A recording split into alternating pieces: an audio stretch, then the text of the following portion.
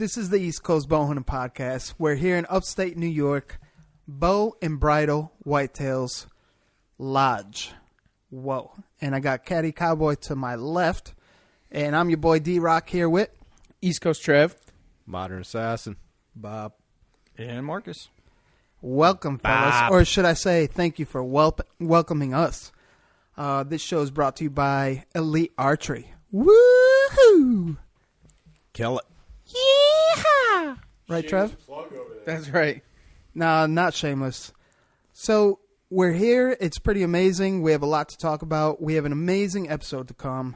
What you guys are going to hear about is simply the vice versa of what you're used to. You go into the woods, you plan to put blood on the ground, and you pass the small ones so you can kill the big ones. Well, guess what? We have a story vice versa. We're passing up big ones because 200-inch plus when we say big. that's pretty damn big. Big. To get to the little ones. And we'll get right into it in just a bit. But we have many sponsors and we have many promo codes, so let's run down the list. Trev, what do you got? First one. First First one that comes to mind. Let's hear it. Oh, Gator Outdoors. Gator Outdoors, outfitting the working class. What's the promo code for that? ECB 10. Good job. You passed. Anyone else knows? Ethics, baby. Rip right through shit. Oh, shit. Do you know the promo code, G? East Coast 10. Damn. That was a guess. No, I that hope was I'm perfect. right. All right, That was cool. perfect. Yeah. I've And listened Thrasher. once or twice. Tree Thrasher. Anyone else? Oh, Tree Thrasher, jumping right on East it. Coast 15. I was going to say after today, maybe those game calls there, huh? Nor'easter Genghis Mock. Oh my goodness! The Evolution gracious. series What a story. has been officially approved by 170-plus inch whitetails. Fuck. No, To the yes. 200-inch plus whitetails. Insane. Oh, Comment yeah. down Actually, he the goes probably ring. 230, I think he said. Anyway, continue. Let's hear from Marcus. What do you think about the Nor'easter game calls? So, not to ruin it, but sitting with Trev tonight, incredibly awesome. And so, oh my goodness, we've got a technical malfunction. No, we're good. Oh, we're good. Okay, so used it for the first time in the field tonight, and I've never seen this reaction from a deer. But Trev and I this deer came in so fast. The first one, I had to tap Trev on the shoulder. I was in the guide stand. He was down below me doing a little hunting, and I tapped him on the shoulder. My ear is just going right here, and came running, and it was and he was grunting. I actually heard him grunt back to the grunt call before we saw him, and I'm like, Trev, did you hear that? Like, there's a deer is grunting. Sure enough, came right in. It was incredible. Insane. Did that deer have a name? Get them in close. Nope. No, No. I've actually never seen that deer before in my life, to be honest. I'm sure Bob may have, but I've never seen I him. called it the Nor'easter buck. The Nor'easter? Hey, get him in Nor'easter. close. Like you said, he came Bro. in to where he was directly below the stand. I like that. BFD. Do you How's think that big BFD? frickin' deer? So, I guess we'll go freaking. Below the stand is a Scrape. false statement. You know- he was so close to the stand that I could honestly drool on him and it would fall on his face. I thought you were drooling, though. No, well, Come on, that's He what we was heard. dribbling, No not emotion, drooling, but let's not yeah. get into He details. didn't know what to do up there. Yeah, it was insane. So, is it ironic or coincidence that the Nor'easter buck, the BFG, came in on the Nor'easter game call while we're sitting in almost a Nor'easter? Yeah, That right? shit was brutal today. Oh, it was wild. Yeah. Ice, frozen rain. I was a little worried getting out of that tree stand. It was pretty. It was a stand sickle. Yeah, So- it was pretty bad. Stansicle. I love it. It's funny. Getting back to the hunting barn, you took my bow right away. All right, let's thaw this out real quick. Yeah, and then you got to hit it with the compressed air to get all the water out of it and taking good care of you. But that's what it is. Whatever it takes, man. Whatever it takes to see 1,000+ inches a day, right? Of antler. Thanks Pretty for good clarifying goal. that. Ridiculous. And not even that, but there wasn't just one buck that came in on a Nor'easter game call. There was actually 3 bucks today. Why don't you In dip total. into it before we get back to the promo codes? Kind of. So the first buck we just talked about. The second buck, also about 30 minutes after the first one had come in, Marcus had hit the call again, and this one now grunted back again. Is our promo code ECB for Nor'easter to get There- all the goodies? Yes, I believe so. ECB. B. So you get a lanyard with that game call purchase. If you buy, I know we set up to November 1st, but just get on Mark said East Coast Bowhunting Podcast said so. And if you buy 2, you get a free koozie, right? That's right. So it's dope. So Yeah, please anything continue. over $100 actually on his. No, 2. And these Evolution calls series. are not just grunt calls. They are pieces of artwork. They are handmade, one of a kind. You're getting something special, not just a grunt call, grunt tube that you get from anywhere. Also can be bleeded with. Yeah. Well, actually, that's the set we did. We did on that was second buck. We did. I think we did a quick bleat. Yep. And then I put a grunt after that and did that in sequence. And this is a buck that was. We're pretty sure he was on a doe on the other side of a food plot, and it was kind of an interesting story because we're hunting in a cloud essentially. Yeah, I don't know about where you were, but it was foggy where we were tonight. Yeah. You It couldn't. was bad. Yeah, man, Bob, you couldn't see 70 yards maybe where we were. It was crazy, 80 yards. And so when this buck came, I heard him first. I heard the grunt. I've never experienced anything like that. I mean, we do hear deer grunt here right now, especially during the rut. But to see him flying in like that and then hit it again, and he didn't want to leave. I think there was a doe there, and he just did not want to leave. And then we hit the grunt one more time, and I was like, either he's going to blow out of here, and no, he got super aggressive and came through the switchgrass over the stones, making and it just came in, circled around to the left, right in front of the stand, and so that was a mature deer. That was a deer that's on the certainly on the list, and another 200 plus inch deer. I mean, when he says ran, he means ran, and it ran right to us, right to the base of the tree. And this thing was just... So he knew exactly he was ready where to that call came from. Oh, yeah. And he's one of the big dogs of the farm, you'd say, right? Marcus he and was Bob, coming in to kick your ass. Yeah, Yeah. Sure. he's at that age where he knows it's his time. Oh, and it sounds like he just didn't take too kindly to someone else speaking the language. Yeah, that particular deer we've seen, and he's an interesting buck. And the coolest thing about him is, believe it or not, I have no idea, but I'm thinking his brow tines are probably They're about at least 13. 14 inches. Yeah, 13, day. 14. All day. 14, It's 15. incredible. They're tall, all straight. day. Yeah, so good, another 200-inch deer. Well, Steve was saying that he had not oftentimes heard that people had a grunt call on the property. Yeah. work. That's true. I've rattled them in here. Caddy Cowboy, ladies and gentlemen. There you go. And I think Bob's rattled them in. Oh, yeah. They come into the rattles. Not too often you get them to come in with a grunt, but that grunt call sounds amazing. Yeah, we had 2 of them come in. The only 2 deer we had tonight, and they were both over 200 inches, and they both came into that call. It's cool. I mean, I'm not. You haven't seen that happen with other calls yet. I've never seen that happen anywhere with anything. So it's pretty cool. Most calls have that. I've been on a long time, dude. That's a Most bold calls statement. have that plastic tube to it, and it's got that loud pop. And with the evolution of the original ECB calls, this evolution series, it has that rubber tube, and not only is it rubber, but you can extend it like the throat and esophagus of a deer and really get that proper tone and bellow. I mean, like you said, you heard that deer grunt back. It sounds the same. Yeah. Yep. Well, and what you have to realize, what's cool is that we've been hearing the deer now that the rut's in. You do hear them bleat, and you do hear the big boys grunt. And I think a lot of us try to get super fancy on our calls, and it's usually a much shorter, just monotone kind of Tending grunt, that monotone grunt. and almost repeated. So what I'm trying to do today was trying to mimic that, and I think it really worked. And I think, to Bob's point, that deer was coming in to say, all right, not on my watch, not in my area, I'm going to go kick your ass. And it's pretty cool. And not even that, but also we had actually called one in on the public land side also today. Get into that. Actually, Yeah, so let's hear about that. One moment. Let's hold that thought for a second. Yep.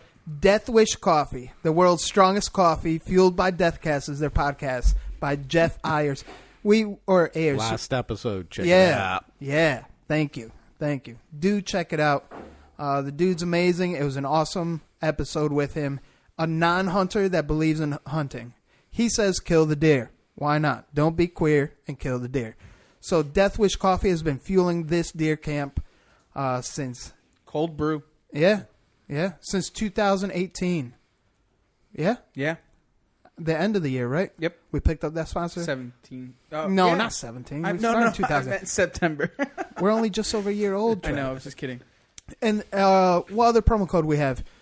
Oh, promo code ECB for Working Class Bowhunter website. Go get your gear and save you some. So get back to the story, Trev. Oh, so The public land. Can you start from the beginning?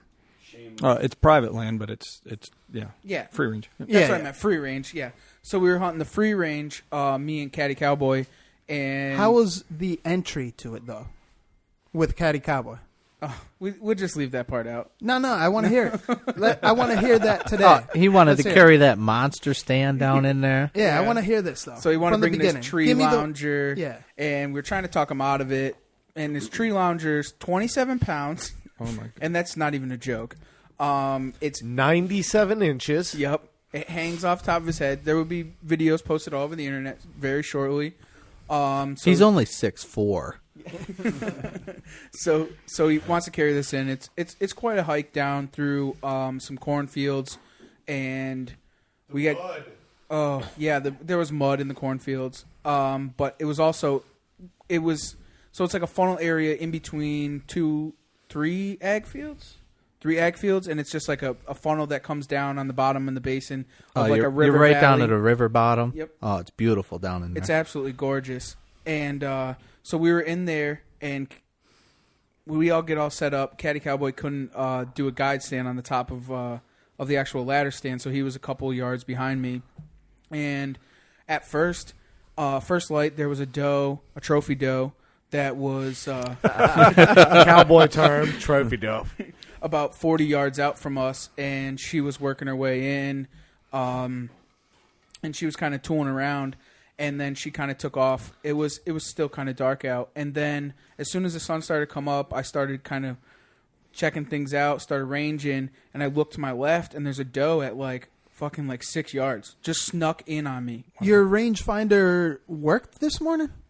Yeah, but it wasn't until what? Until first light, like past gray light. Oh, yeah. Yeah. Then it started fucking up, Yeah. right? No, it was actually Really? not that bad. No, because it was foggy. It was all right. It wasn't that bad. Wow, because Bob and I had trouble. But continue, please. So she came in. She was tooling around for a while. She was checking out both of us. She kind of knew something was there, but not really. The wind was absolutely perfect. So then about 9:30, Caddy Cowboy says, "Big buck, get ready, big buck."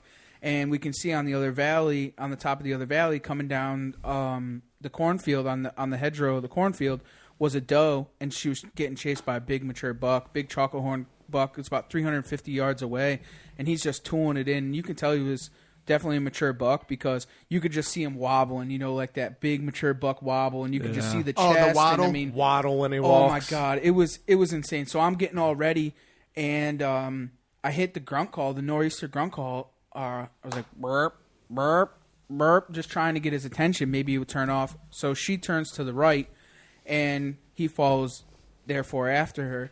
And so we're sitting there, and about 30 minutes later, I'm standing there. I'm at this point, I'm standing up because now things are starting to the bucks are really starting to show up, and I'm like, oh man, this is gonna be good. And Caddy, you had to pee? yeah, Did you bring a piss bottle? no, You have permission. no. So It's like Forrest Gump over here. He goes to like one of the best, most places to hunt. And I gotta Bring pay. a piss bottle, man. gotta pee. He had already filled his piss bottle. I had him on video. D-Rock should do the same. right, so Where I Bob? may Oh not. yeah. I may not be a smart man, but I know I got to pee.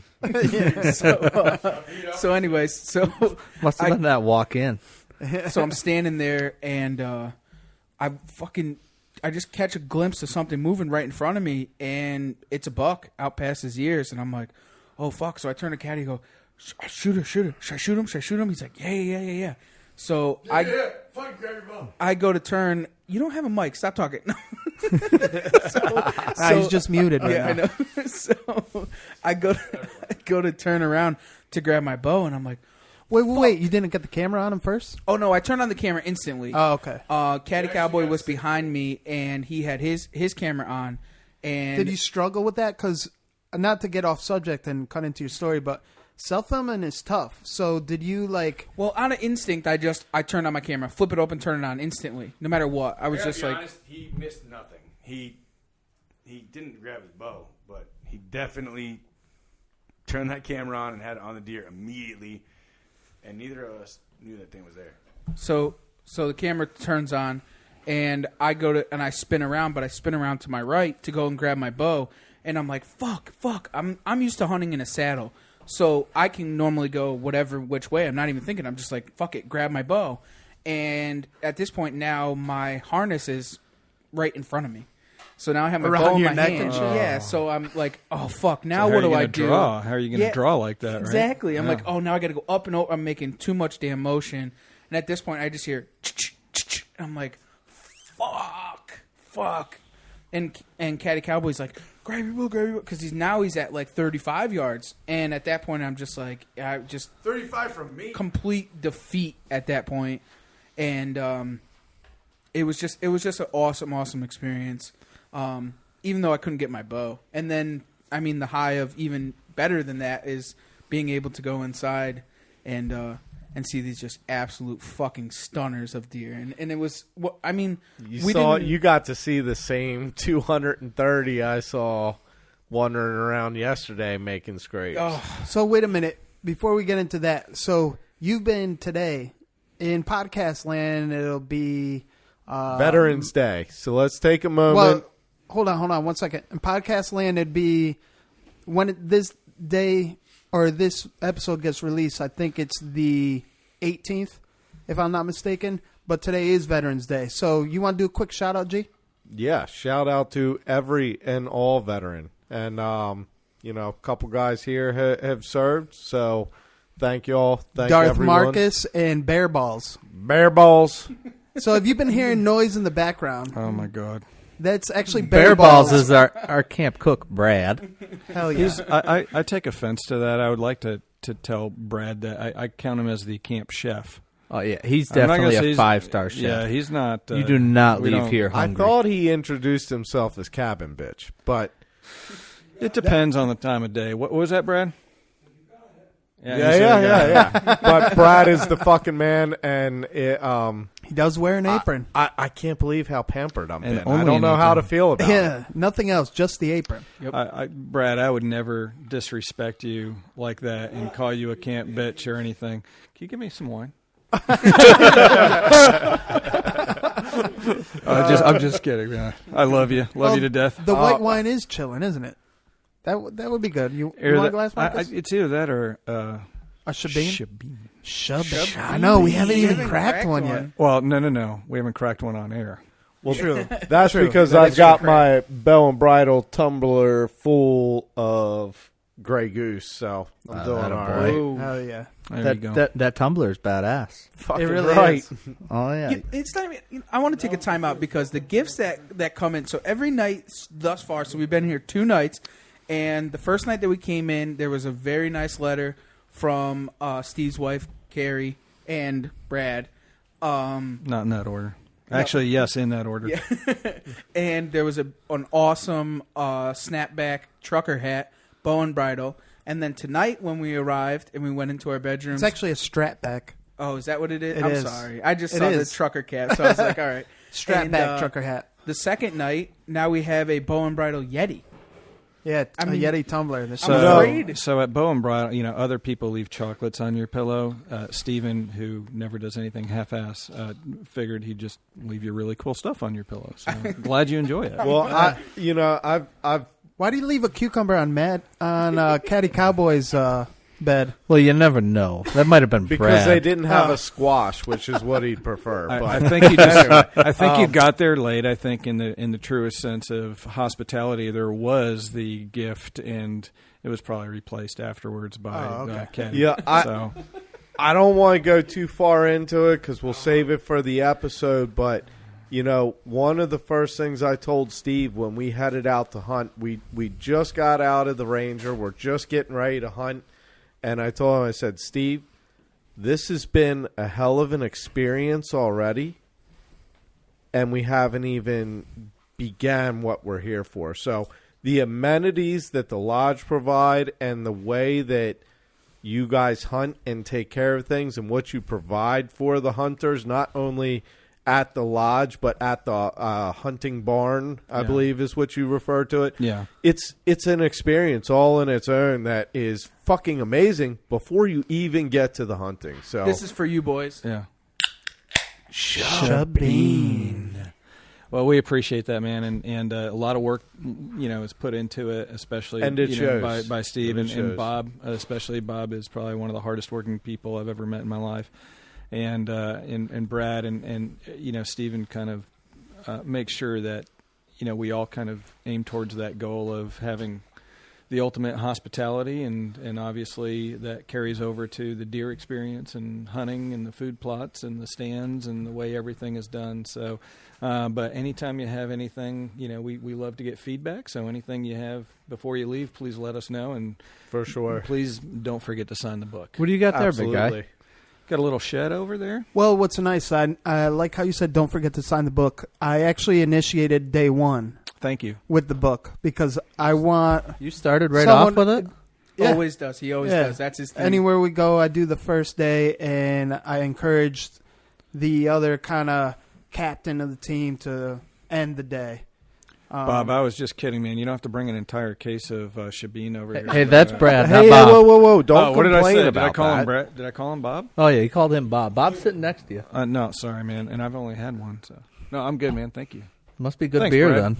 Bear balls. The Bear balls. hospitality. So we'll get into that too in the episode. We're gonna get to know why Brad's nickname is Bear Balls. Bob, you gonna be around? I had Oh, that. yeah, I'll be here. So we'll get into more detail with you. Caddy Cowboy will have more to say if he Behaves. Is No, allowed. he doesn't behave. All right, Oh, maybe he don't won't. behave?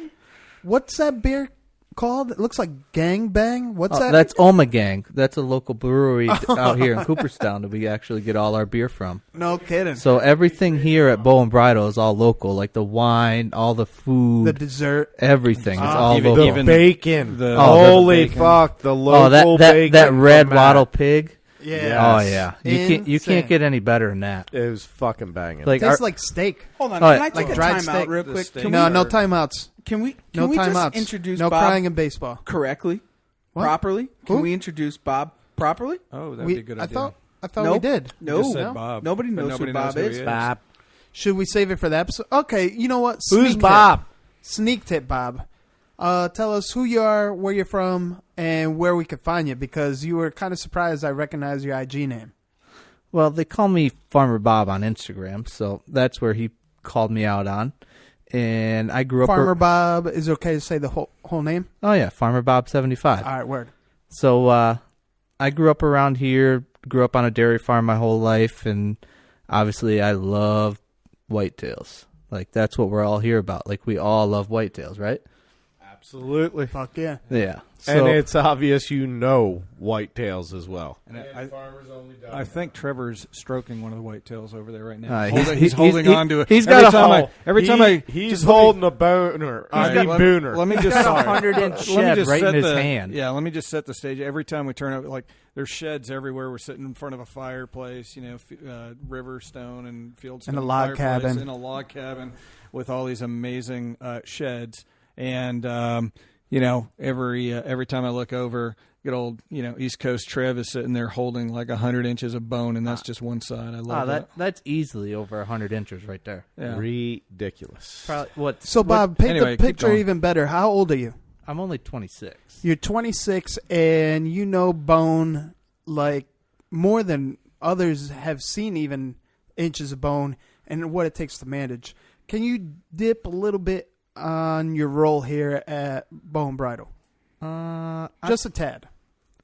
We should probably save that for tomorrow, shouldn't we? Yeah, let's We let's can, leave that but- in there for. Well, all right. So, is it safe to say if Marcus ain't around, you're the go-to guy? I'm not the Steve- go-to Steve guy. would- Steven's the go-to guy. Steve's the go-to guy. Steve would call me the farm manager. So if there's something Right. that needs to get Thank done, you. That's I'm what I was gonna- trying to get out of I'm going to get it done. it. Okay. So, but Steve is the man. Okay. Yeah. And that's true. Steve, I can't wait to get him on. It's going to be a hell of an episode. We have a lot to talk about. What's the first thing that comes to mind, Garrett, when you think of Steve? First thing, boom. Analytical. It a big seems word for everything you. he does, he is very calculated in, and it's very thought out. He's just an analytical dude. That's the first word to come to mind. Trev. Awesome. Awesome? Yeah. Just awesome. No, he's just a fucking man. Nicest dude in the world. What Hell about yeah, you, for D-Rock? sure. Agreed. Me personally, genius or mad scientist. But I think it takes a genius to be a mad scientist and I'd vice agree. versa. In genetics and management, he's really good at both. And I don't mean just management of whitetail, but management of property, family. Family always comes first to him. He knows the balance. He makes it work. He's living the dream.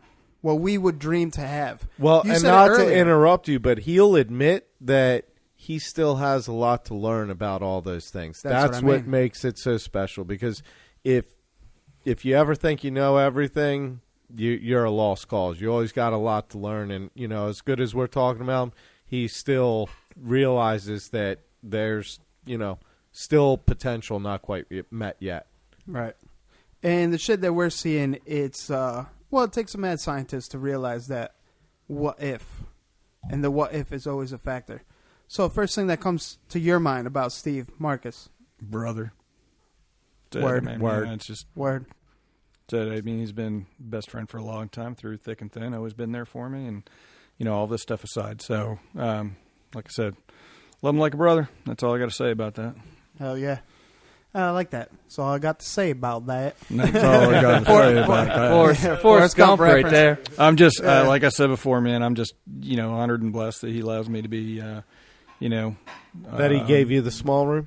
Yeah, and that He gave you your own bed. And I Trev gets the I small steal all of his swag and everything. Swag whore. I am the swag whore, and I got the apron tonight too. So I got the Nice. complete bow and bridle set now. But I'm just, I just love being part of it and appreciate it. So, and Bob's, fantastic guy, fantastic guide as well. I can our attest to clients absolutely love it, and he pulls out of all the stops out for our clients, and really appreciate that. And Brad, like I said, has just been great. Not just on the grill, but just helping out every which way he can. So to create the experience that we want to provide. So, but yeah, that's all Steven, man. It's his dream and his vision, and it's cool just to be part of that. Bob, first thing that comes to mind when thinking about Steve. Family. Elaborate a bit. That's a good one. Family? Yeah. Why family? He's pretty much been right there with me the whole time. We've came pretty close working together. That's awesome, man. Really Word. awesome. For sure. So this is going to be an awesome episode, like I said earlier. We have a lot to talk about. Steve the man will have his intro coming up next with Bow and Bridle, Whitetails in upstate New York. It's more inches that you can handle in one day, never mind a whole week. I don't know how we're going to able to surpass and get through this week. Again, passing up big bucks so we could shoot the small bucks. Because if you want to play, you got to pay. So let's get Steve on We're the just mic. we're just trying to manage the property, man. Why East Coast Bow Hunting Podcast? Because neither one of us wear pink camo. East Coast Bow Hunting Podcast. 4, 3, 2, 1. Look, man, I'm from Wisconsin. I listen to East Coast bow hunters because you don't get anything more real than these guys. Because East Coast bow hunting sets the standards for keeping its listeners informed on everything that matters in the hunting industry. Nice having somebody, local and represent the East Coast boys. The East Coast is going to saddle up. Number one source for slaying whitetails on the East Coast. Well, you might see Jesus if you actually shoot something, it'll get you into heaven. Why East Coast? Why not? I'm East Coast, baby. That's how we roll. Chew on that. Come on the show, a stranger, and feel like one of the boys when you leave. Because I get my hunting camp anytime I want. There's some absolute monsters roaming the East Coast, and I think it needs a little attention. So why not bring it to the East Coast Bowhunters podcast? Mad because East Coast is a tight-knit crew, and y'all like me. Raw, real, no bullshit. Because you guys are hometown boys. I love you guys.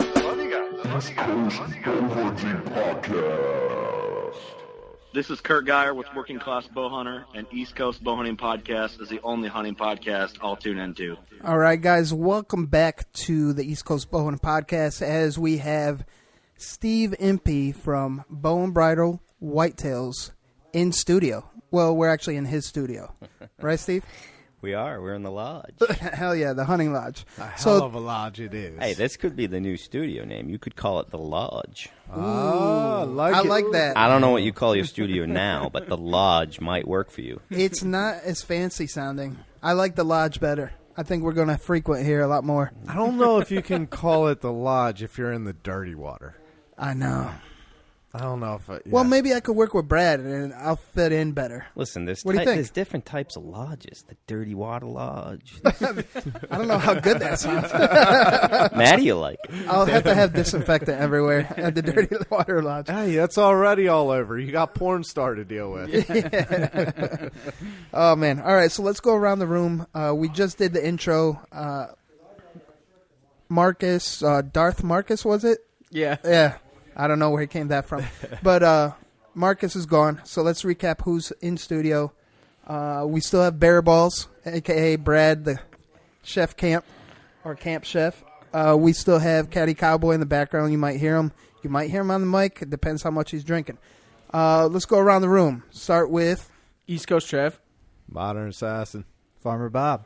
And you got Steve Impey here. Hell yeah. So let's kick it off right, man. Steve, let us know who you are, where you're from, and where we can find you. Oh, man. Well, first of all, I'm about 5'8". I'm bald. I'm showing my age. You're good looking, though. Hey, listen, my wife looks good. That's all that matters, right? That's why you're good looking. She makes you look good. But at the end of the day, I'm just a guy like you guys, right? Just a guy that grew up hunting, fishing, and loves the outdoors, right? Grew up in a small town. Few thousand people, walk out your front door, go hunting every day. You know, back in the day, you could bring your guns to school, for cripe's sake, keep them in your truck, and when you were ready to, the bell rang, and you just walked outside and went. You just walk, and do some hunting. But, I'm married, got one son. He's currently in New York City working, graduated from Syracuse. I think there might be a little link there, right? Yeah. Like that? Yeah. And I got a sister, things like that. So I'm a normal guy, right? That likes to hunt and fish, and grew up that way.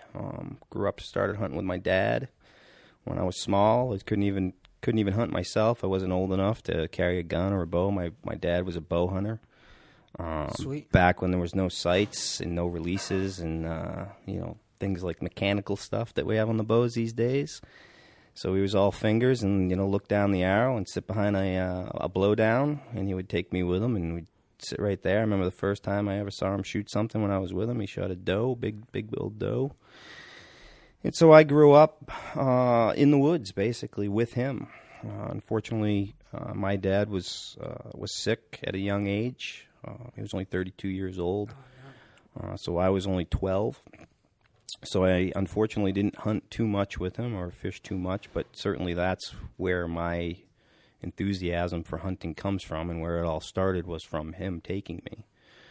I was fortunate enough to have some good friends and family that took me in, basically. When my dad did pass away, I basically lived at their home, and they were all Italian family and big into hunting out in the western Berkshires of Massachusetts. Oh, nice. Yeah, and they had a hunting farm out there that they leased every year, and they kind of took me, and I tagged along with them and learned how to hunt a little bit. They were big gun hunters, shotguns and things back then. You couldn't use a rifle. And they created a monster. Basically, yeah. So picked up a bow. Monster that creates monsters? Yeah, that's what we say, right? Yeah. Truth. We got fanatics and we got monsters. Maybe we'll get into that, right? Yeah. So I started hunting at a young age. I shot my first deer with a bow when I was 16. Had no idea what I was doing. I was all by myself. I was in a 12-foot wooden ladder stand that no one should have been sitting in. And hit it way too far back and tracked it way too soon. And made all the common mistakes that I think a lot of new bow hunters make, especially if you don't have any, mentorship. Right. Or a good podcast to listen to. Or a good podcast. There you go. I like that. I like that. Them pointers. Yeah. Kills it. Exactly. Yeah. So I grew up in the woods there of the Berkshires, learning how to hunt with them. I was very, very fortunate to do that. They also owned a large concrete construction company. So I consider myself blue collar. Grew up working in construction and concrete, real work. Tons of respect for those types of folks that do that.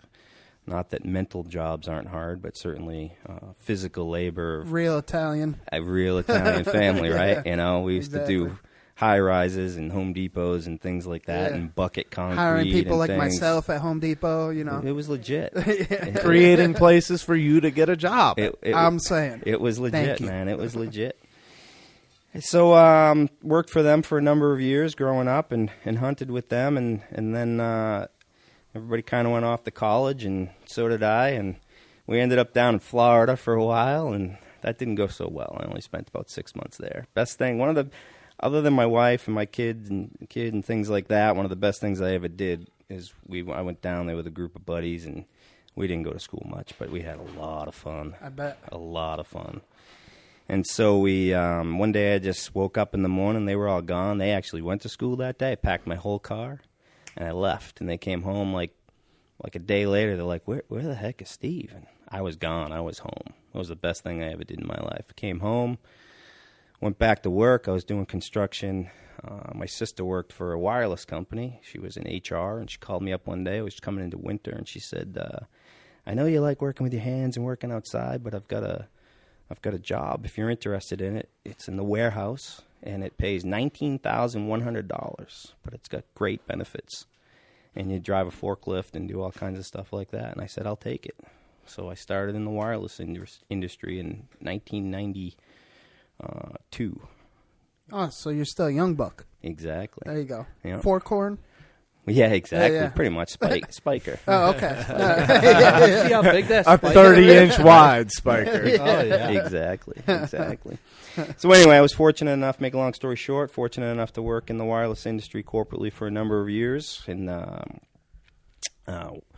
one day I came home to my wife and said, I'm going to leave my six-figure job in the corporate world, and we're going to sell everything, and we're going to open up franchise stores. We're going to sell our house. We're going to liquidate our 401k. We're going to get rid of it all. And I know we've got a new baby and blah blah blah, but we're going to open up stores and go out on our own. And she was very supportive of it and said, "All right, let's do it." It was hard. She didn't like it, but like some days, but she was very supportive and wouldn't be where we are today without her. So it's kind of how it all began. We built one and built them all, and ultimately, that afforded me, a better quality of life, if you will, for myself and my family, and the ability to hunt more, right? Right. Dude. Right. The leap of faith. The leap of faith. Yeah. Talk about doing it right. Yeah. Through sacrifice, too. Yeah. Nothing good comes easy. You know what? Since we're on that subject, why don't you tell us your balance? Because that took a lot of sacrifice, obviously. But tell us your present-day balance. You don't have to dip into detail, but in the fact of how do you make it work for your day-to-day, going to work, squeezing in hunts, and family time? Because I know family is super important to you specifically. Yeah, well, I mean, I'm fortunate now that work is what I love to do, right? So for a number of years, I spent it in the corporate world and the wireless industry, but now work for me is, waking up, putting on a pair of boots and a pair of jeans and walking down my driveway most morning. Bobo over there will tell you I like to walk to work. It's a few hundred yards or whatnot, but I like to walk to work. I think what do you call him, Caddy Cowboy or whatever. Yeah. He had noticed today that as you come up our driveway, there's a house in the middle, and to one side is a barn and a horse barn, and to the other side is a shop or a hunting barn. And very astute of him to notice that one side is my wife's and the other is mine. So, so anyway, and your wife's is bigger. It is bigger. Yeah. It's, So you found the balance. Yeah. Hers is pretty badass. She waited a long time for that, though, so she earned it. Word. But, for balance, balance for me is kind of the easiest it's ever been in my life, right? Because, the saying is true. You never work a day in your life if you do what you love. And, now I get to get up and go to work and, spend a lot less time in an office and on a phone and replying to emails and things like that, and a lot more time outside, either farming, which I didn't grow up a farmer, as you heard a little bit about how I grew up.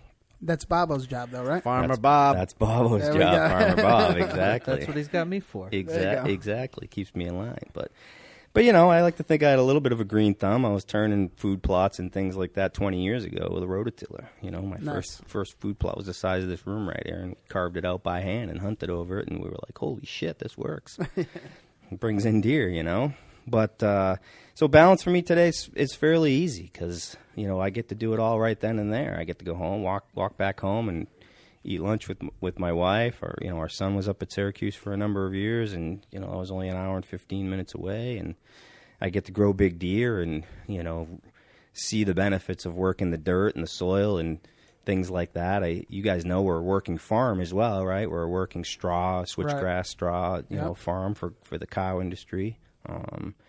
And so we do a lot of that, obviously, but we also try and set the farm up so that we're not working during the core of the season. Right, so we don't do the corn and the soybeans and the things like that because that's a fall crop, and that's when we hunt. So you talk about balance. Well, we've also tried to manipulate things so that we do have a better balance, right? Yeah, it screws up our turkey hunting a little bit because we do switchgrass in the spring.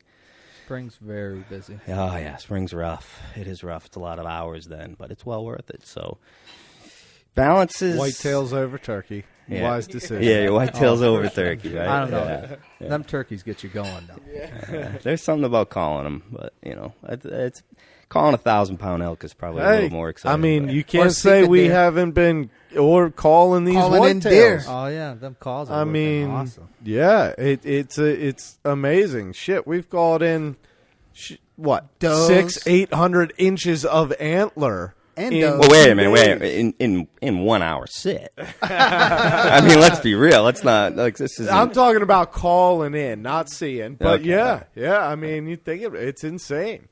It is. It is pretty insane. Yeah, we do pride ourselves on trying to grow some big deer, as you guys can attest to. Finding the management ones or the cull ones, whatever you want to call them, is a little harder than finding the big boys, which means we're doing something well. You know what? I want to circle back to that comment because it's just insane. So why don't we start from the beginning? Where not the beginning of your passion, because obviously you told us you found your passion through your hunting with your father, which I think is awesome and beautiful. God rest his soul. Because to have that influence that impacted you into latter years to come up with this idea, I'm sure is a big part that maybe you might not share with absolutely everyone. And the fact that you laid down here is pretty cool. So let's start from the beginning with Bow and Bridle. What was the initial idea? Aside from not wanting to do what you were doing corporately. Yeah, I mean, I think I mentioned a few minutes ago that, put my first food plot in with a, rented rototiller and a bunch of bags of lime and fertilizer and things like that. And it really goes back to kind of getting bit by the bug then of not just hunting a whitetail, but everything that goes along with them, right? Habitat management. Everything, right? I mean, I enjoy habitat management probably, just as much, if not more than either shooting a whitetail myself or quite honestly seeing somebody else shoot a whitetail. Constructing the chessboard for the chess game. I mean, that's the beauty of it, right? I mean, I don't want to, downplay the, as you can attest to tonight, trying to shoot an arrow. I don't want to downplay the importance of finishing the job and shooting the arrow, but if you do all the other things right, that is, the end result, right? Stand placement, food plot placement, access, all those types of things are most important. Wind direction, everything like that goes along with it. So I got bit kind of early on the habitat side with the food plotting and things like that. And then I was fortunate enough through the years with Marcus Malhauser, who you've had on the show, to hunt at some very nice, some nice places that were set up well. Texas probably had the most influence on me in terms of hunting and what they do down there and how they manage their deer and their programs and how they hand out their permits and manage their does and all those types of things. So we hunted a very nice ranch down there that had a lot of influence on me. So I just got bit by the bug, the food plot bug, and, ultimately wanted to control. I'm a control freak. I mean, period. Like, I'll vouch for that. Like, just I have to control my own destiny, right? I can't leave it in somebody else's hands. If I'm going to fail, which we all do, including me, I'm gonna fail on my own. Yeah, who can you blame? Yourself. Who can you blame, right? Yep. Which is fine. Well, who else can you accredit the glory to when it comes as well? Sure. Yeah. Well, I mean, you take the good with the bad, if you will, exactly. right? So, hell yeah. Yeah. So, I bought my first piece of land, and actually up in the Adirondacks of New York. It was a small. I say it's small, but 60 acres and a small little cabin, and started working the land and putting in food plots and things like that, and I quickly learned that there was more bears and trees and things like that than whitetails. And it was really thick, deep woods, which we hunted in the Adirondacks for probably about 13 years. You didn't walk off the road without a compass reading, right? Because you weren't coming back. Yeah. So I couldn't really fulfill my passion, if you will, because it wasn't ag country. I felt like I wanted to be in more ag country.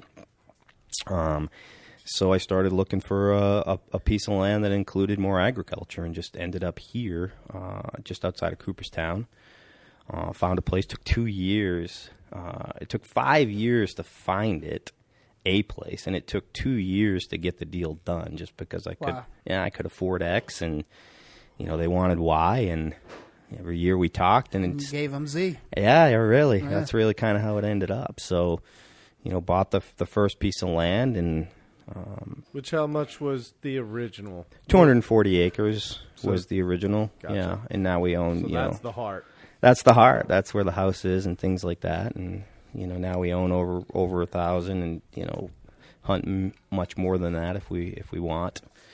And it affords the ability for Bob and I to manipulate the land. I mean, you can make a difference if you rent or lease or things like that, but it's not like owning your own piece of land and being able to do whatever you want to it, right or wrong, and learn from those mistakes, right? Yeah, that's awesome. Yeah. Gary, what's the first question that comes to mind for Steve now that he said that, the beginnings? Oh man, what? I mean, you had the idea. What was the very first step? I mean, you had the idea for Bell and Bridle. You started with that heart, that core piece. Yeah. What is then the very first step to creating this Deerassic Park? Yeah, I mean, Bow and Bridle wasn't what I set out to do. I set out to just have a personal hunting property that was set up and designed exactly how I like to hunt and how I thought it was best, right? So the very first thing was to purchase the piece of land that you feel is right for whitetail habitat, right? And right for you to manipulate. Correct, what you want to do, right? Upon, yeah, right? I mean, if you're a hardwoods hunter, if you're a hardwoods hunter and you want nothing to do with food plots and things, well, then you probably don't want some ag land in your, in what you purchase. I did. I wanted to manipulate that ag land in different ways, and what's funny is you've manipulated most of the ag land you have now reverted from ag land. Yeah.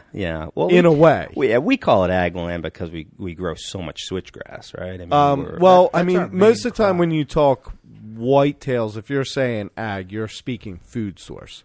So that's what I'm saying. Most of your agriculture food source, a lot of that is now, like you said, the switchgrass and stuff you farm, but it's not a food source, but massive amounts of bedding and cover and safety and transition. Yeah, what we plant now, I guess what you're saying in traditional ag, corn and soybeans.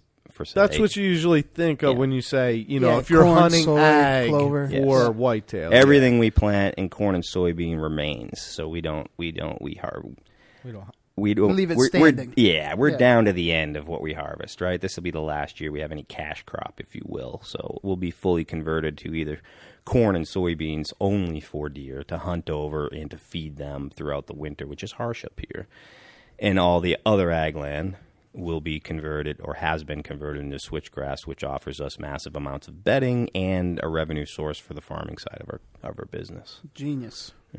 Yeah, and it's an interesting story. I'll tell it real quick. I planted my first 10 acres of switchgrass purely for cover along a road frontage. I knew nothing about the stuff, but did some research and found that it was fairly easy to plant in terms of the equipment that you need, because you can plant it just by spreading it in the winter on the snow. So frost seeding. Frost seeding, yeah. Yeah, and it's even longer than that. I mean, you can pretty much put it down now and let it sit. Now it does take 2 or 3 years to come in, so it's a little bit of a pain in the ass in that respect because it doesn't like weed competition. But so we planted the first field for cover on the road, and actually Bob's family, who's in the dairy business, 1 year said, "Hey, you ever bail that stuff off?" And I'm like, "No, I'm ready to burn the shit." Like because it gets so thick, you have to every few years. And they're like, "Well, why don't we bail it? It looks like it'd be great straw." And I'm like, "Well, freak, have at it. I don't care." You mean? Was. Yeah, I'm like, "You're gonna take it off? I don't have to do anything. I don't have to burn my property down." I'm like, "Great, So they bailed it off, and they're like, "Holy shit, this stuff is some legit straw." Yeah. So me being, me, I'm just like, "Ooh, ding." Yeah. Well, the thing we couldn't get over was how much it yielded per acre. Why exactly though? And volume. Yeah, it was just a lot of bales per acre, which afforded us, good revenue source, if you will, right? And then we took it off in the spring, so we didn't take it off in the fall. We let it stand all hunting season. It gets knocked down by snow, but when the snow melts, it comes back up. So I was like, wow, this could be something good, great fawning cover and bedding cover, and then stands all fall and pheasants. Yeah, you guys have seen a lot of pheasants running around, right? Pheasants. And then we bail it off in the spring, and it starts all over again. So we really got into the switchgrass. We have a few hundred acres now, but we really got into it by accident for planting it as road cover. And now we're generating X amount of revenue off of it, filling in huge, large ag fields. I mean, deer are only going to eat so much. You can't plant hundreds of acres of corn and soybeans if you're just doing it for deer. Yeah, especially leaving it standing. You don't need the vast area like you think of a cut field, what it yields versus what you're providing. Well, an open field for a deer is doing nothing. Right. Literally nothing. I mean, sure, if it's summertime and it's alfalfa or something like that, it's feeding them. But an open field isn't doing any good for keeping deer. them out of there for the most part. It's a void. Yeah. It's a void. So we fill all ours in with 6 foot, 8 foot tall switchgrass. There you go. So you mentioned you initially started switchgrass for cover or providing more bedding and whatnot. Even before that, how does one begin a property management, so to speak? Before that, you had to start with a barrier, right? Well, I mean, every piece of property is different, right? But the old adage, food, cover, and water, still holds true. So you take a look at each piece of property and see what your gaps are, and not just your property, depending on how much property you own, but the surrounding area, and you say, what's in the surrounding area? What do I have? What don't I have? And our property had, I did have a consultant come in too, or a well-known consultant, and to verify what I thought before I actually bought the property. And they did. They verified exactly what I thought, which was our cover was a 10. Our food was a 0. Cover 10, food 0.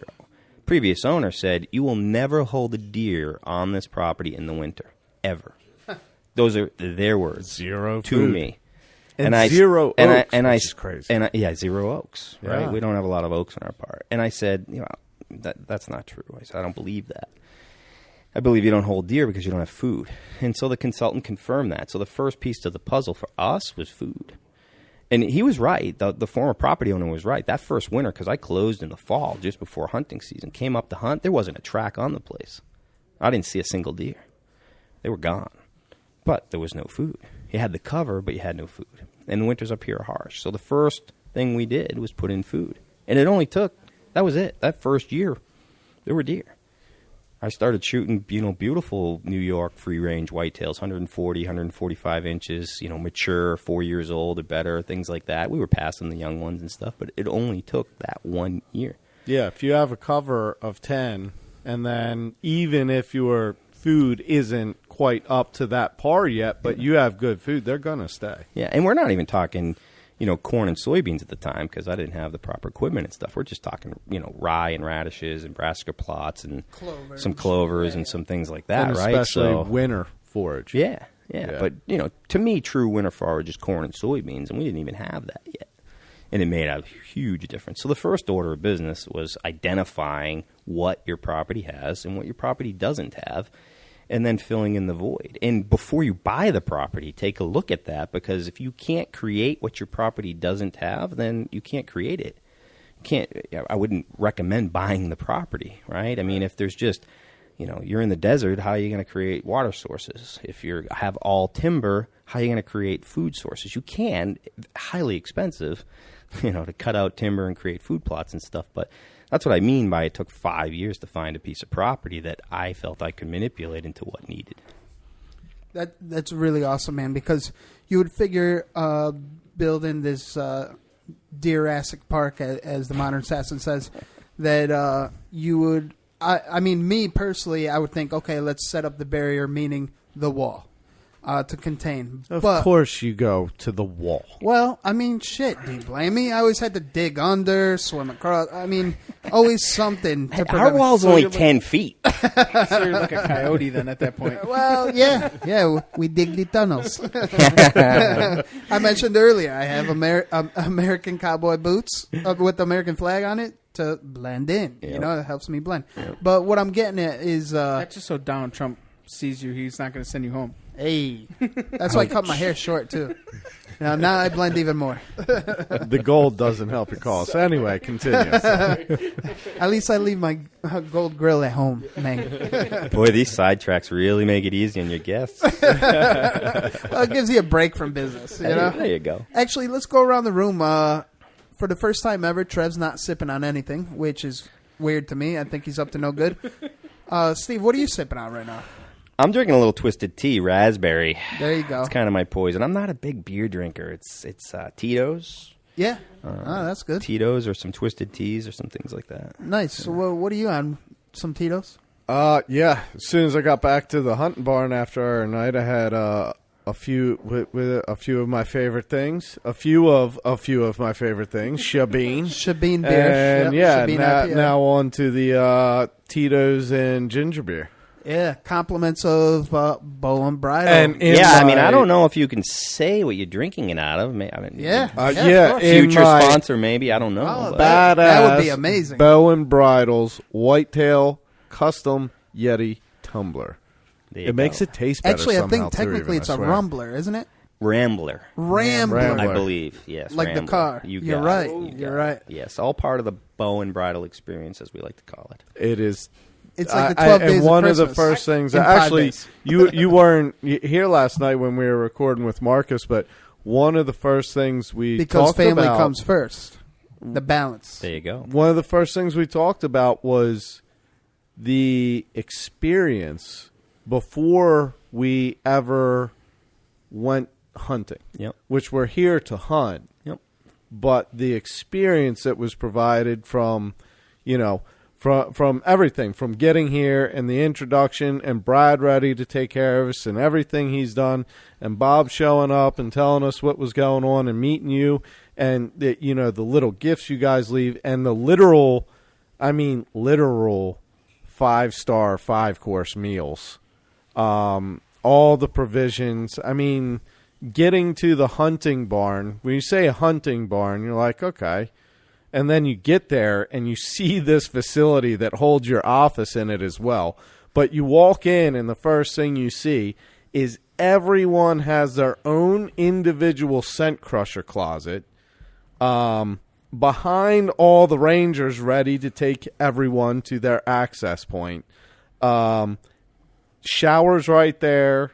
the experience arriving and everything before even the hunting experience is an experience in its own. I mean, truly. Yeah, and as it should be. You're on vacation.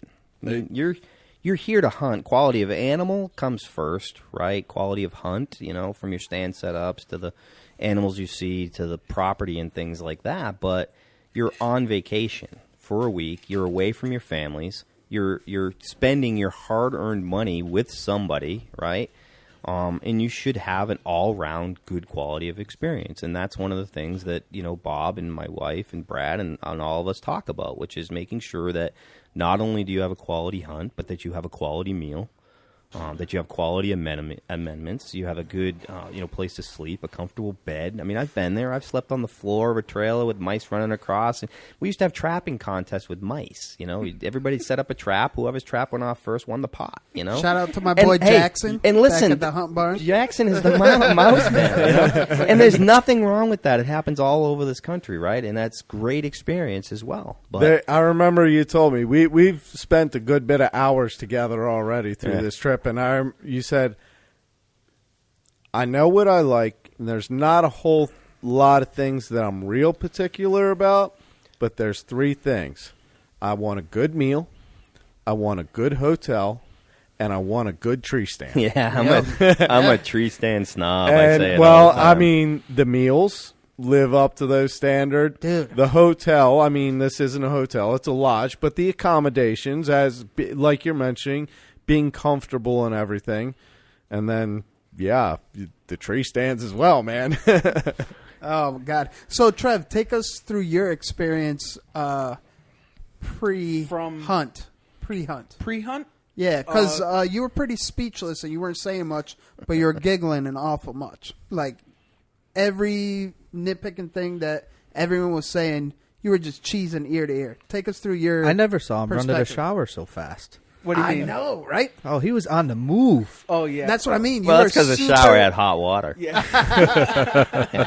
Yeah. He was the first to go to bed, too, because he saw us excited, drinking. yeah. He's like, no, I'm here to hunt. Yep. I'm going to bed. I'm here on a mission. I mean, I haven't really drank much. I'm here to just kind of take everything in and kind of really understand. I mean, I guess the first thing that kind of pops in my mind is like when I walked in was the sheds.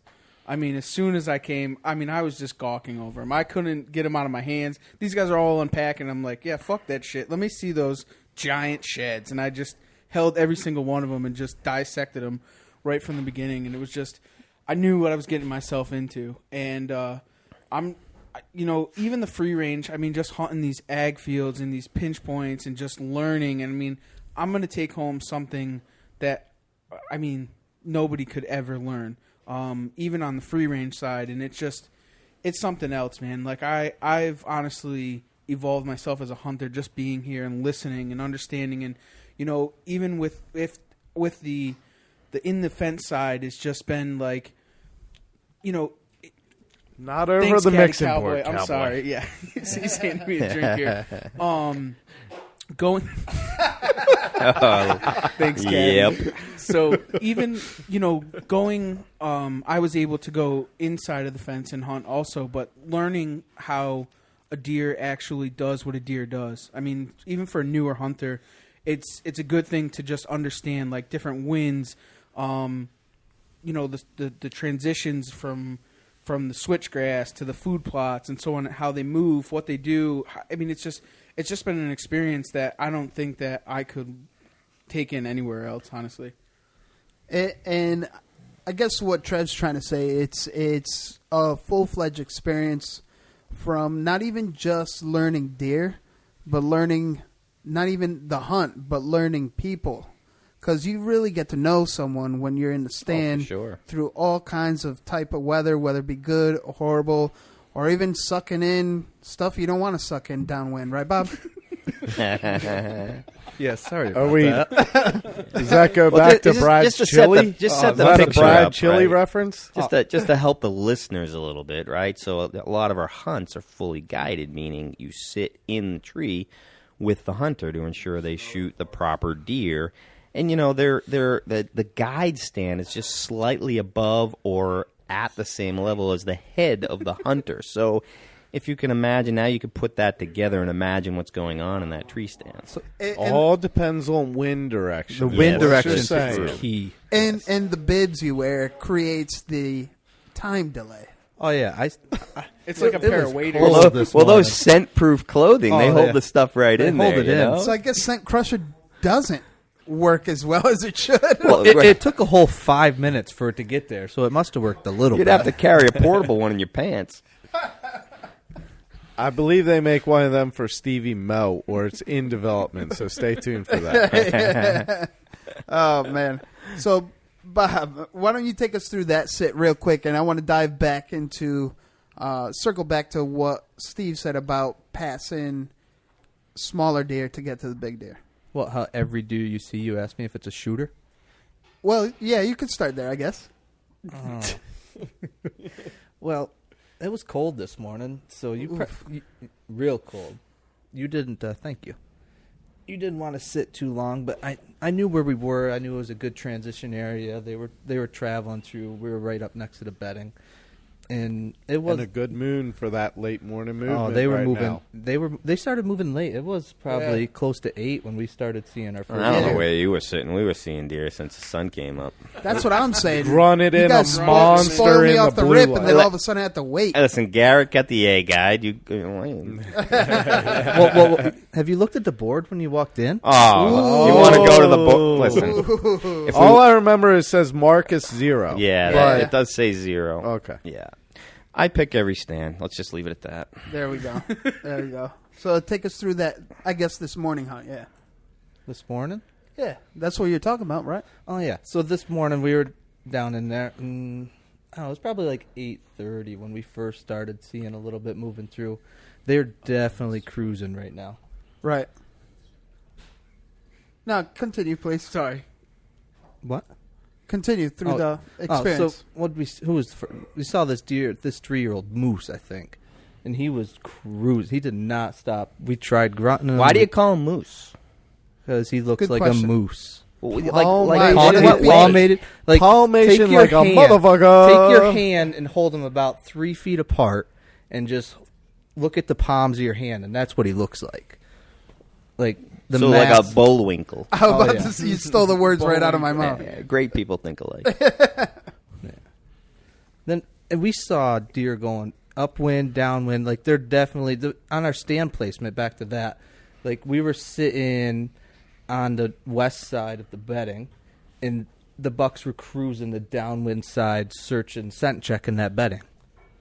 And I was like, I don't know about you, Bob, but I think we should probably be sitting on the other side of this little creek running down the mountain.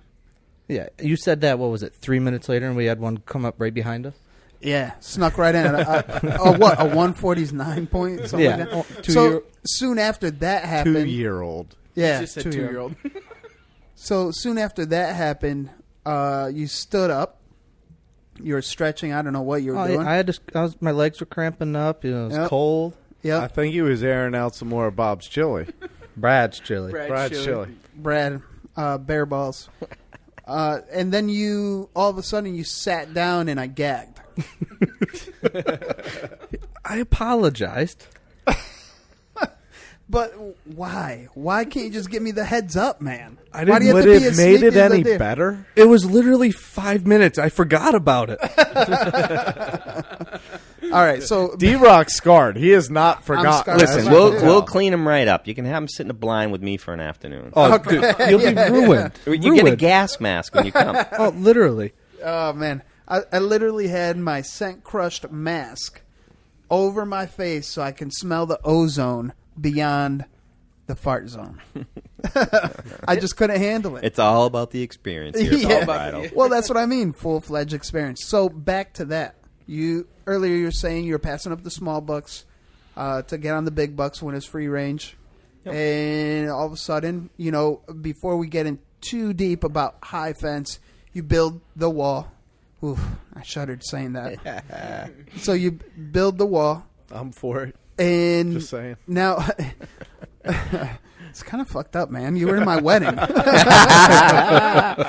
They all converge. And all of a sudden, we find ourselves, well, specifically Garrett and I and Trev got to experience it, as well as Caddy Cowboy, passing up monsters and looking for the small buck. So yeah, it's all tell part us of that the experience. I mean, it's part of the management plan, right? I mean, it's really the same as when you hunt free range, and that's how we, run and operate our property, whether it's our free range properties or our preserve, as we like to call it, or what some people perceive to be a dirty word, a high fence, right? Whatever you want to call it, but we treat both our free range and our preserve the same, exactly the same in terms of how we set them up and how we hunt them and the experience and things like that inside them. And just like in a free range environment where you're trying to control to the best of your ability, which depends on who you talk to, whether you can make a difference or not, you're passing younger deer if you're trying to shoot bigger deer. And listen, everybody hunts differently all over the country, right? Some people shoot anything. Other people hold out for whatever they perceive to be a trophy. And a trophy for one person is not a trophy for the next person, right? And I personally am a fan of anyone who hunts and however they hunt and whatever they perceive to be a trophy, whether it's a doe, a spike, a 200-inch monster, right? It's personal preference, and it's the experience, and they should never be shunned for hunting the way they want, provided it's legal and ethical and different things like that, which can be a whole other different type of conversation, right? But for us, we're trying to manage, whether it's our free range properties or our preserve, to grow big whitetails, right? And control genetics.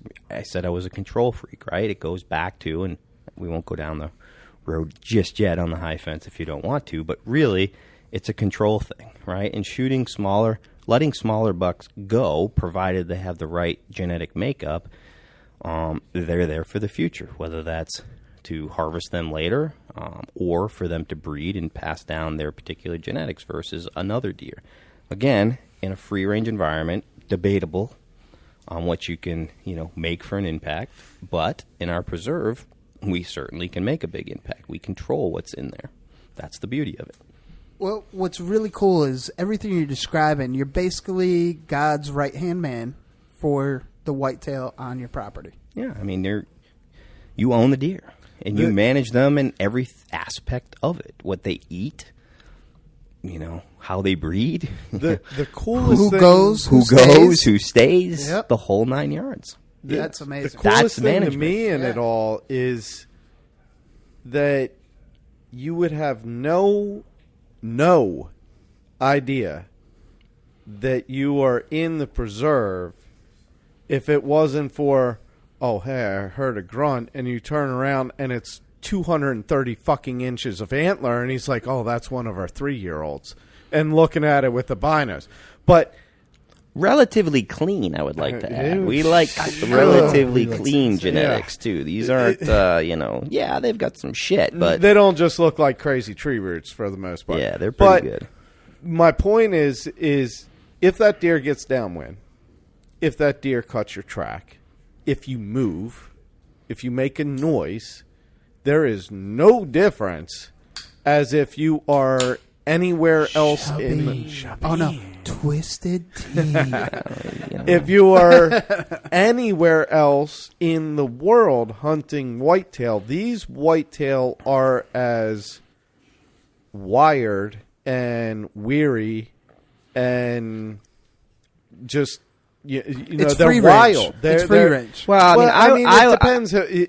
It depends how you want to define the vocabulary. Sure, but they are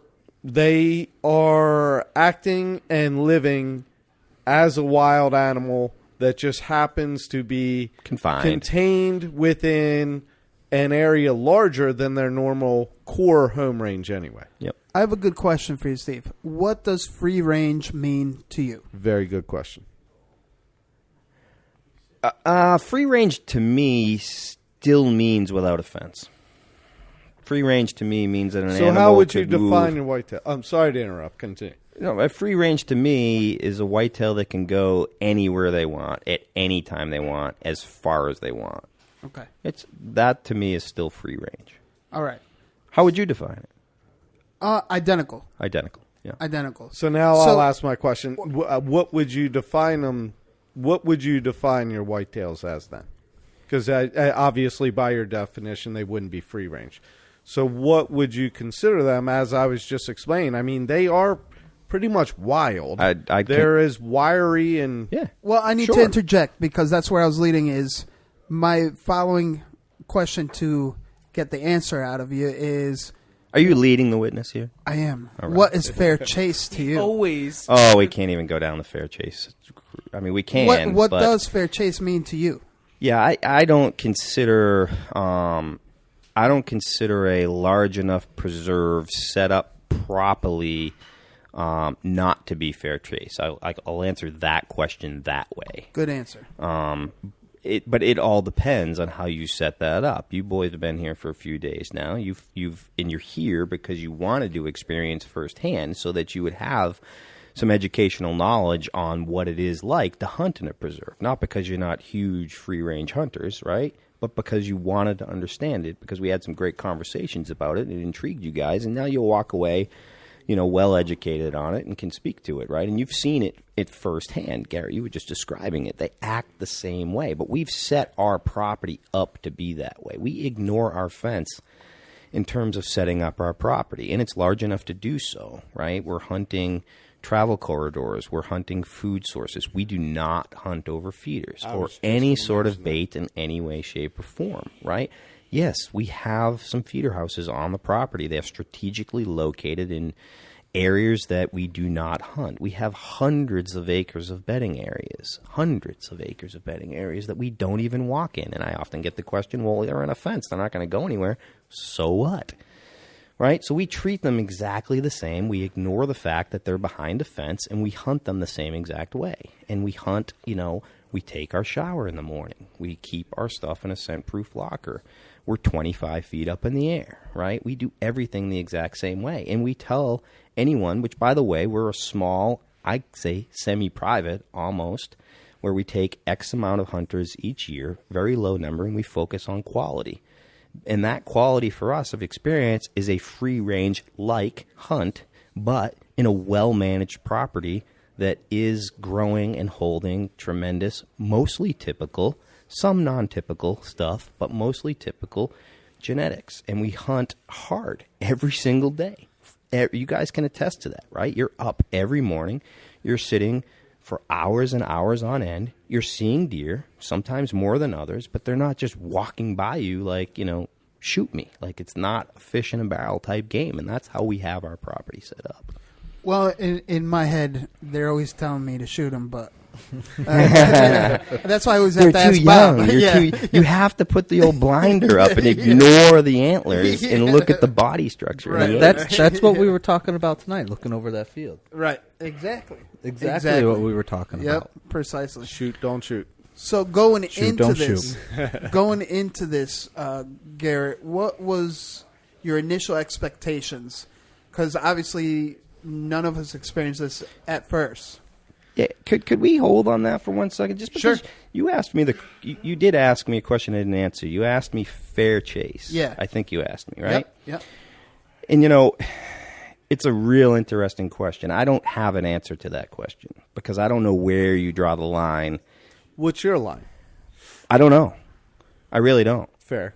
I don't have a line. I mean, when did it start, or when does it stop, or does it even exist? I mean, I think it was fair chase when, our ancestors were running around with a stick and a homemade string and a, arrowhead that they carved out of a rock. But times have changed. Some people will look at using a rangefinder as, of course, that's not fair chase anymore. I mean, where does it end? Exactly. I can get a rangefinder that I can range the deer and adjust my scope on my rifle to be exactly on.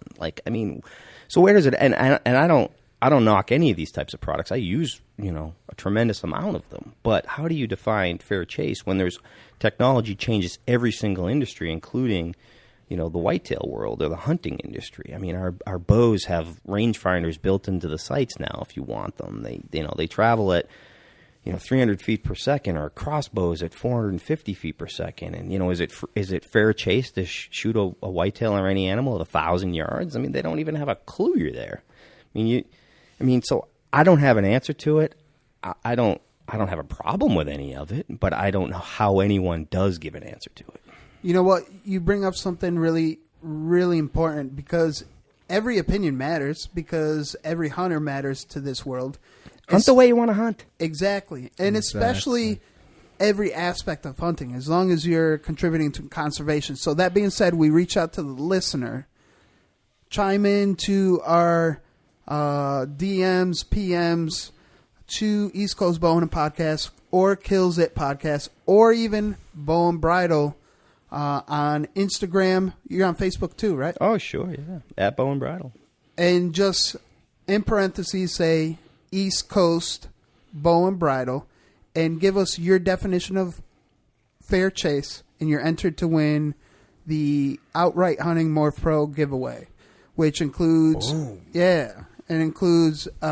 extra large T-shirt, the bow hanger and camera holder, and 3 set screws for your private lands. Yeah, So- and that's bridle, BRIDLE, as in horse bridle. Correct. That is Good my point. that is Good my point. wife's 50% of the. You know what? Can we dip into that a little bit? Sure, we can go wherever you want. This is your show. No, but this is your episode. Yeah. Yeah. So, Bow and Bridle, how'd you come up with that name? Obviously, being a large, archery fan and bow hunter, I wanted something with that name in it. And my wife's passion is horses, and she's ridden and had horses since she was, a little itty bitty girl, and throughout our entire relationship in life. And so, as with anything else in life, it's a partnership, and we just both felt that she got to pick half the name, and I got to pick half the name, and she probably wanted bridle and bow, but I think bow and bridle rolled off the tongue a little bit better. That's a good combination. Goes back Good to that combination. control. Yeah, maybe a little bit, and she's pretty forgiving with me, so it just worked, it rolled off, and so it's bow and bridle, and obviously for our whitetails, it's bow and bridle whitetails. Really cool. So, back to the question, your expectations, G. Well, Steve and I we talked a good bit because. Even start from the beginning.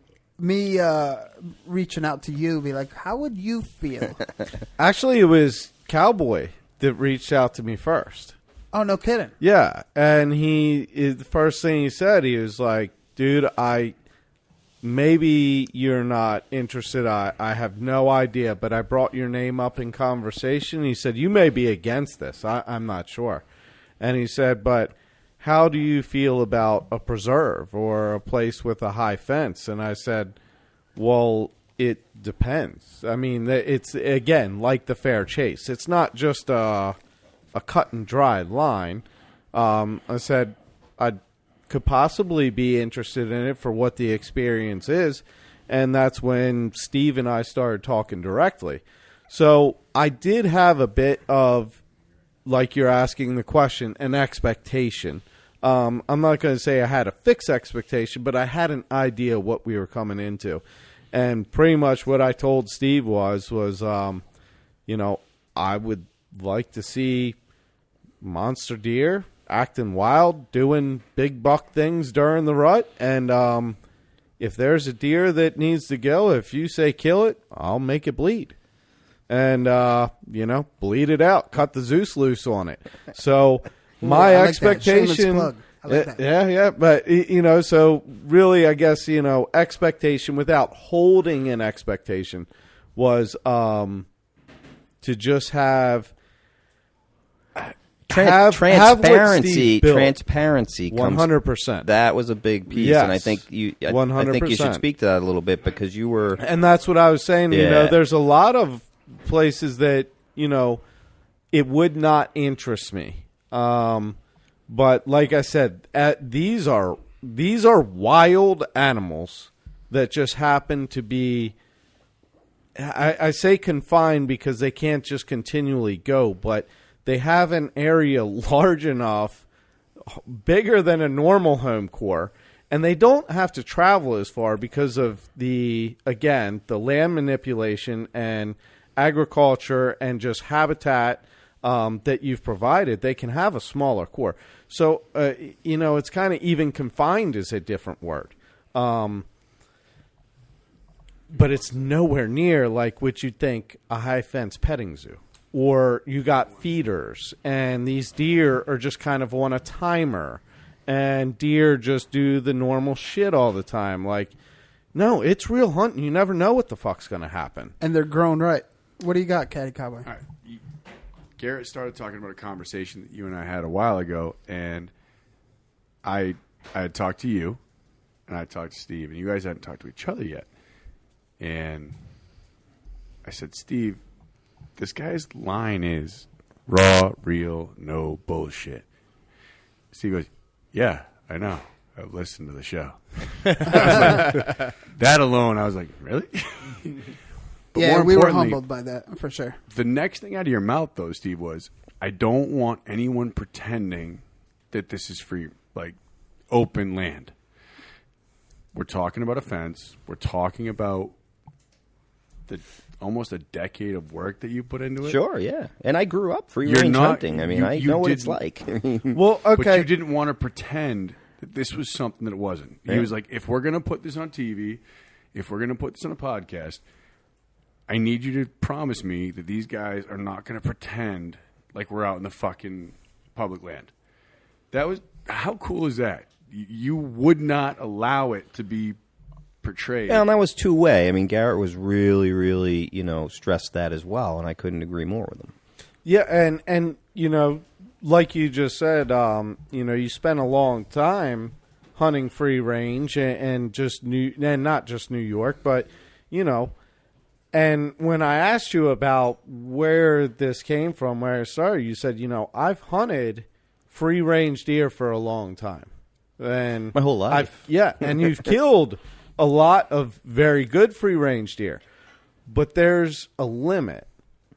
And obviously you know better than anyone. It gets to genetics, it gets to food, and everything else. But you're only going to get to a certain caliber of deer in that free range area. Correct. You're only going to there is a max, a limit. It's back to the control. Exactly. And you wanted to amp that up substantially by still hunting deer that act like deer, do what deer do, are tough to kill. I mean, you have deer on your hit list that you never get a crack at for years in a row. We only know they're there because we have photos, and then we have ones we don't even know they're there because we never even get photos. And you of have them. ones you and want we have dead ones that you 9 lives. Yeah, Perfect example. Nine One's lives. called 9 lives just you want him dead. Yeah, and just can't. They're make 5 it happen. and 6 years old, and we haven't caught up with them with the years. Bobo got a beautiful 7-pointer this year, 6-year-old deer. We didn't just decide this year at 6 we wanted to take him out. We've been trying to get him for 3 years. Exactly. With a gun. And with a rifle. With a gun. Exactly. Because we managed some of our deer, and most of our deer with a gun, with so a rifle. Long bow and bridle then. Loud bow. Loud bow and bridle. Not for you. I like it. Yeah. Not for our guests. Bow. Right. Bow. Well, management. Yeah. I did have my bow and rifle that day. It just happened to be the loud one. Well, and on the reverse of that, there's deer you know about. There's deer that you maybe want to remove that are tough to get on.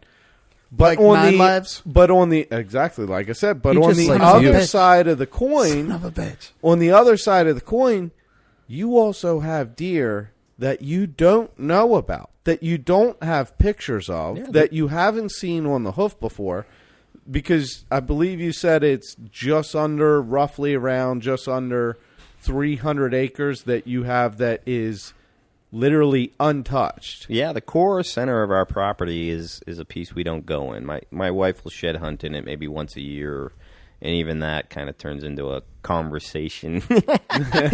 But yeah, we have large pieces, and we have a big contiguous block, and then we have several standard, just like free range bedding areas that we just don't go in, and those are deer sanctuaries. So they can live in there and run around, especially during the rut, and and do their thing, and we don't see them, until it's just like free range. You take out the head deer in an area that they might be running and bossing in, and you know what happens right away?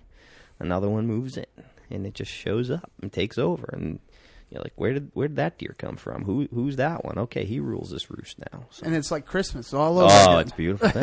It is a beautiful thing. So what better? Shabine. So what better way to segue?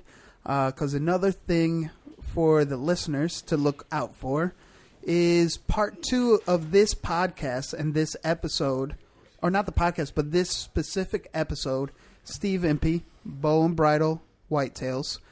You're going to have to go to the Kills It podcast to listen to part 2. So before we get to that, I want to segue to Ninja Tip of the Day. All right, so Steve, a.k.a. Boss, as they say on the board and around camp, Ninja Tip of the Day. What's your best outdoor advice or even life hack you have for our listeners? Just be yourself. Enjoy life. You know, hunt the way you want to hunt. Hunt the wind. You know, hunt the wind. Ooh. Right? Yeah, we're big on the wind here. But so is Bobby. So is Bobby. Oh, yeah. Number one. Yeah, you number one. I mean, if it's hunting related, it's wind, and you It's probably number hear it a one. million times. It's number one. It doesn't matter what else you do. You hunt the wind, right? So you get X amount of stand options every morning and every night because you go with wind first. But, you know, just in life in general, just be yourself, you know, and just roll with it.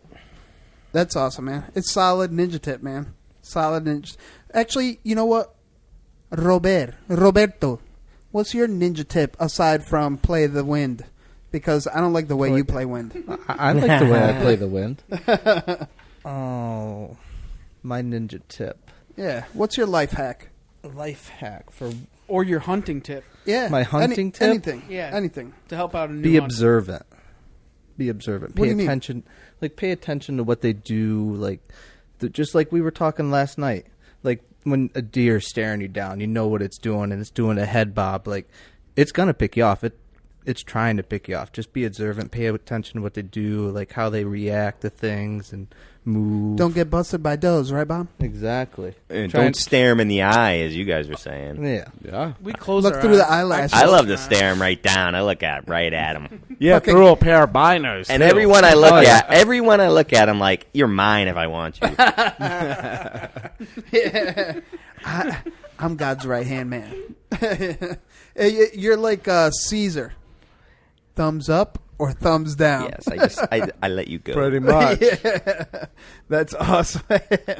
Oh, man. So, Steve, I want to keep on talking, but we're going to have to do it on Kills It Podcast. So, Hold on. Time out. Before you do what you're about to do, can you explain what you're about to do and what you're going to do it with? I don't know how I could Because explain this. I'm going to say this right now. Why don't you explain it for the listener? This will forever be the biggest horns we have ever rattled on What Rattles Your Antlers. One for of those East. horns is double both of the horns you normally do rattle your Double. horn. I could. I want to say the triple. brows.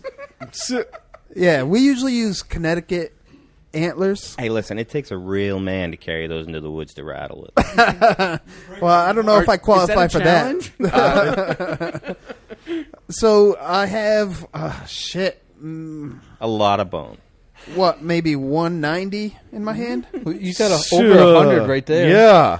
Over 100 In one hand. In one in hand. one hand. And what do you say here? I don't know. It's roughly Close to to. that as well. Yeah. So all right, let's round off to the nearest hundredth. You got a few I got 100 inches of bone in your A hand. few. So let's get to it.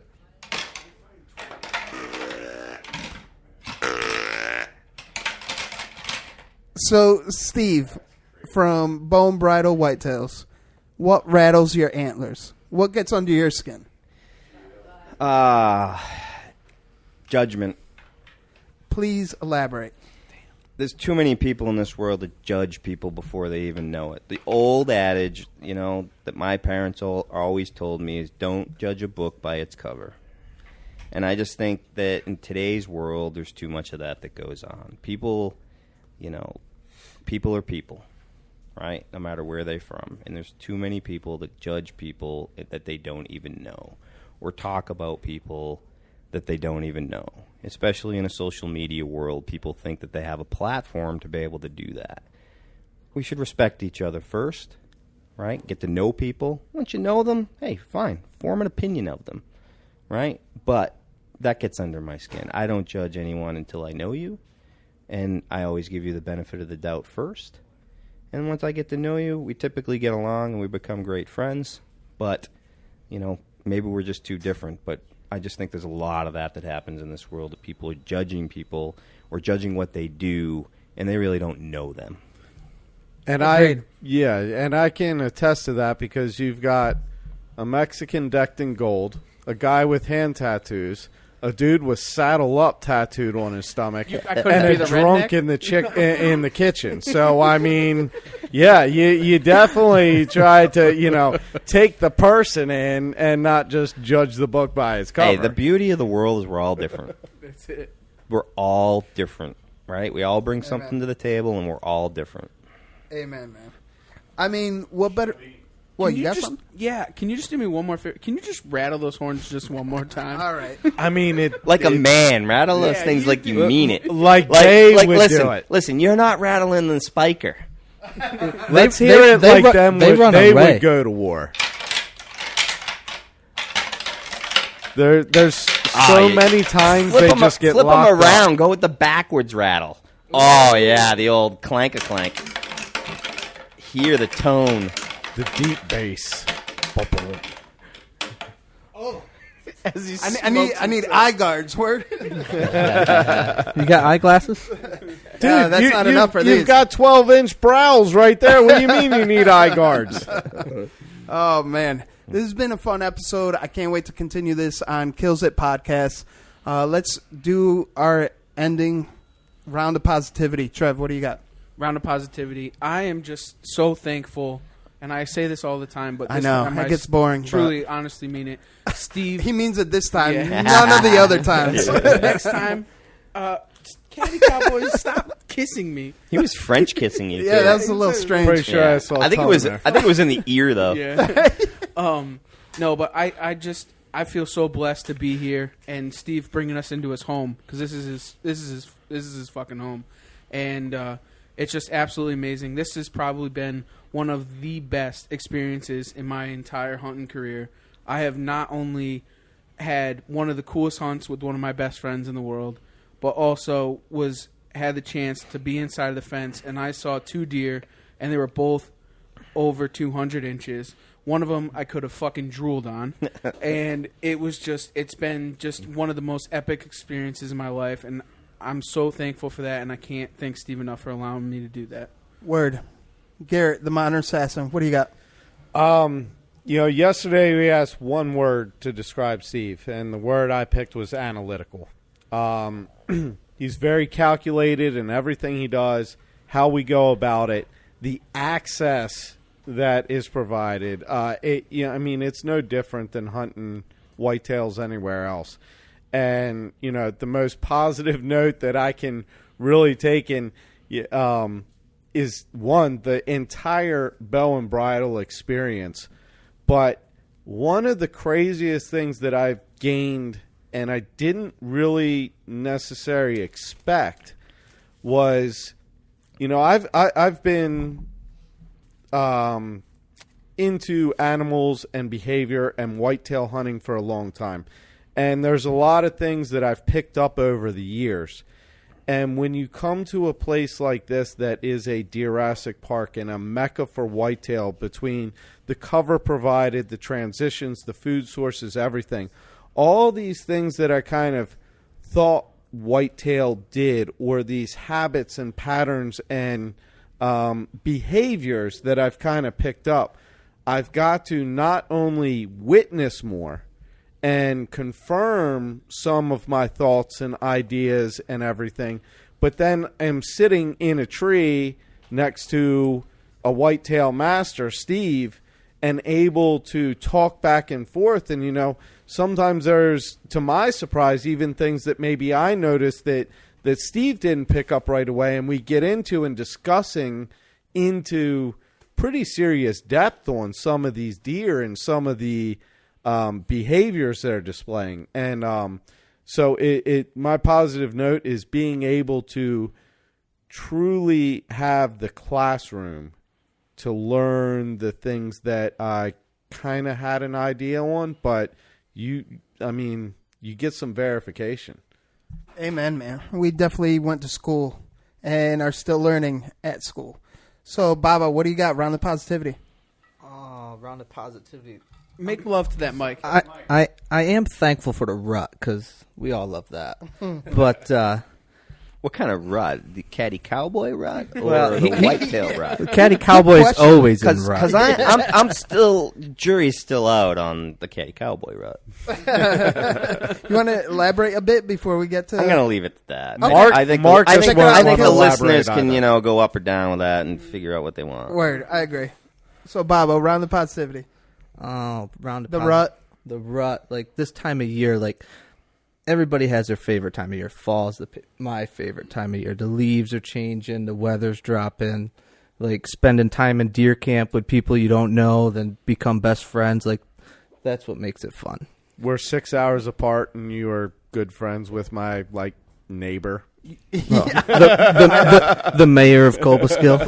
We're gonna have to dip into that into kills For it. Word. real. I know how you can be total strangers and then next day fart in someone's face and you laugh about it. It's one of those things. It's a beautiful thing.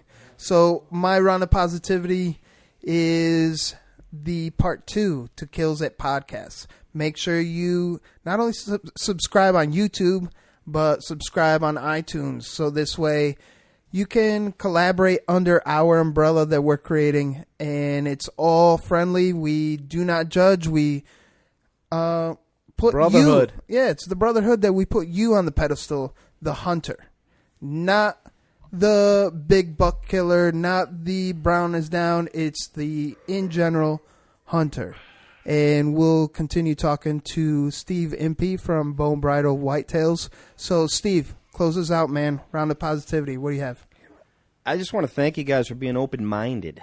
So my positivity would be for everyone to be open-minded. You all are open-minded about coming here and doing your show, something different, right? A preserve, a high fence, whatever you want to call it. You were open-minded about that experience. You wanted to experience it, and you're talking about it now, and truthfully talking about it and sharing your experience. So and it ain't over. It ain't over. We're halfway. We're just halfway home, right? So I think that's a very positive experience and a lesson for those out there that are listening. Be open-minded to things. Amen. Couldn't agree more. And you know what? Stay tuned, because we're going to paint the snow red. And on that note, stay stepping. And stay slaying. Hold up. Wait a minute. Hold on. Weren't we supposed to go over what's actually going to happen on part 2 here? And we did not do such a thing.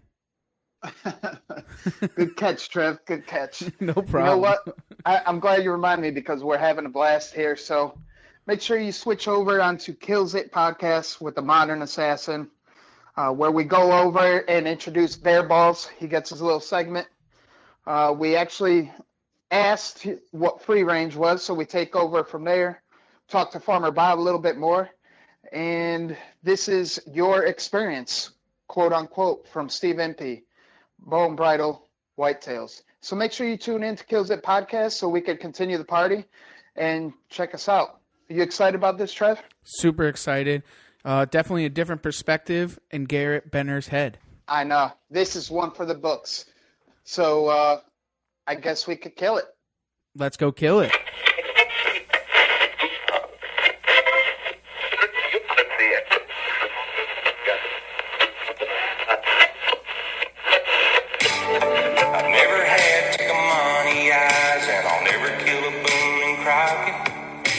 Try to let a few doors walk, but if that freezer runs low, I gotta stock it.